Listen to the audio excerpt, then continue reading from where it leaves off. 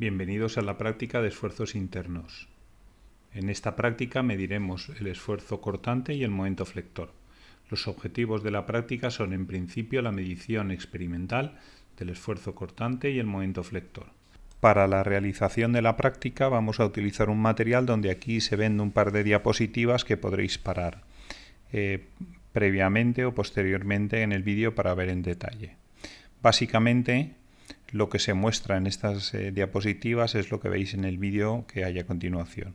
Hay una primera bancada con un suelo soporte del que parten dos vigas verticales y hacia arriba que les llamaremos pilares. En esos pilares hay apoyada la viga que vamos a utilizar para medir.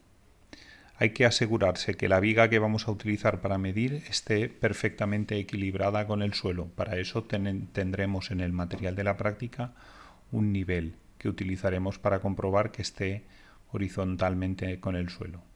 Hay que medir las dos partes, la parte de la izquierda y la parte de la derecha.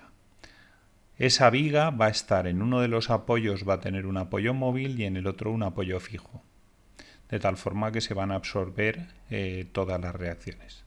Además de lo mencionado, tendremos dos juegos de pesas, como el que veis en el vídeo, donde hay que decir que el enganche soporte de las pesas tiene una masa de 1 newton. Después hay un juego de 3 piezas de 1 newton cada uno y un juego de 3 piezas más de 5 newtons cada uno. Además tendremos un enganche que es el que se va a colocar sobre la viga, que también va a tener 1 newton adicional y que posteriormente veremos en el vídeo. Hay una sección que es donde la que podemos ver en la figura, donde tenemos dos relojes comparadores. El de arriba es el que nos va a servir para medir el esfuerzo cortante, y si no está a cero debemos girar las manecillas, la esfera hasta conseguir que aparezcan los 0 newtons. Igual tenemos que hacer con el reloj inferior, que es el que nos va a servir para medir el momento flector. También debemos de girar la esfera hasta que encontremos los 0 newtons y a partir de ahí tendremos el sistema preparado para hacer las mediciones del esfuerzo cortante y el momento flector. Es importante destacar que cada uno de los relojes tiene una resolución diferente. Como vemos en el vídeo, en la parte inferior, el reloj de la parte inferior tiene una resolución de 2 newtons, es decir, cada separación va a marcar 2 newtons de diferencia con la medida anterior, y el de la parte superior va a tener una resolución de 1 newton. Por lo tanto, cada escaloncito, cada marca representará 1 newton exactamente.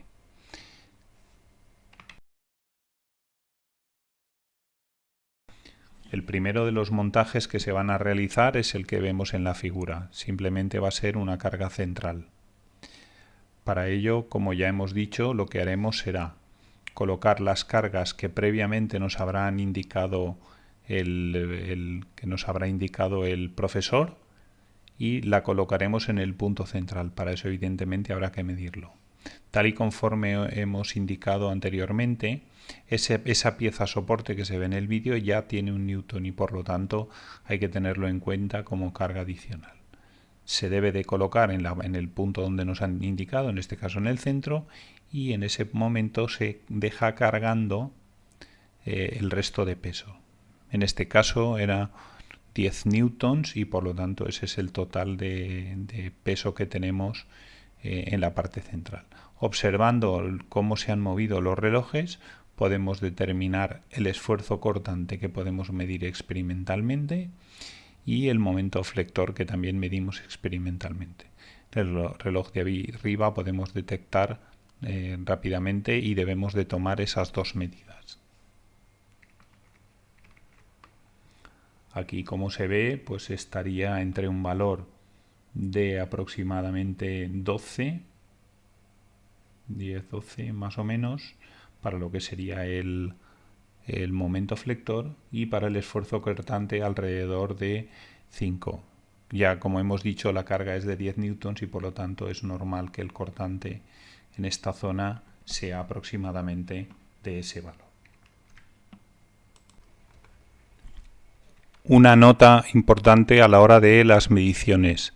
Directamente la medida del esfuerzo cortante es el reloj que tenemos en la parte superior.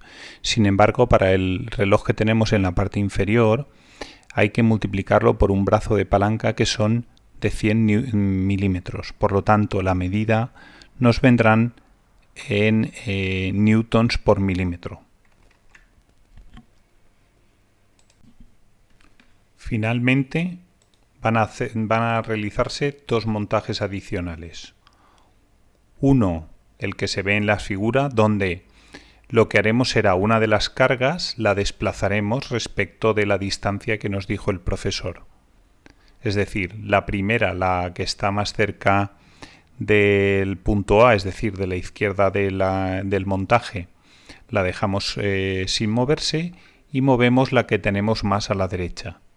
Con este nuevo montaje aparece una reequilibración de fuerzas y de apoyos, de tal forma que los diagramas de esfuerzos cortantes y momentos flectores cambian. Esto hará que las mediciones sean ligeramente diferentes. Otro de los montajes será volver a las posiciones originales, pero en este caso la carga P2 que tenemos en la figura la colocaremos del doble de valor que la carga que teníamos originalmente en P1. Cuando digo el doble me refiero al valor que nos haya dado el profesor y la distancia, las originales que nos haya dicho el profesor. De tal forma que también habrá un reajuste en los diagramas de esfuerzos internos y veremos que el cortante y el flector son diferentes.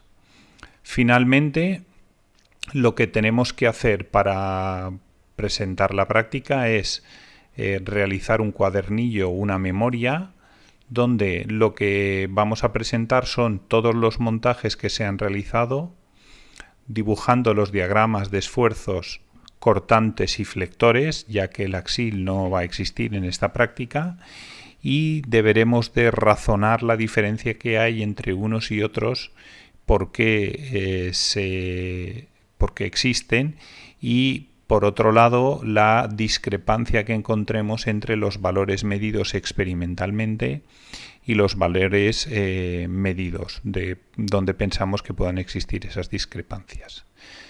Muchas gracias y espero que aprendáis mucho en la práctica.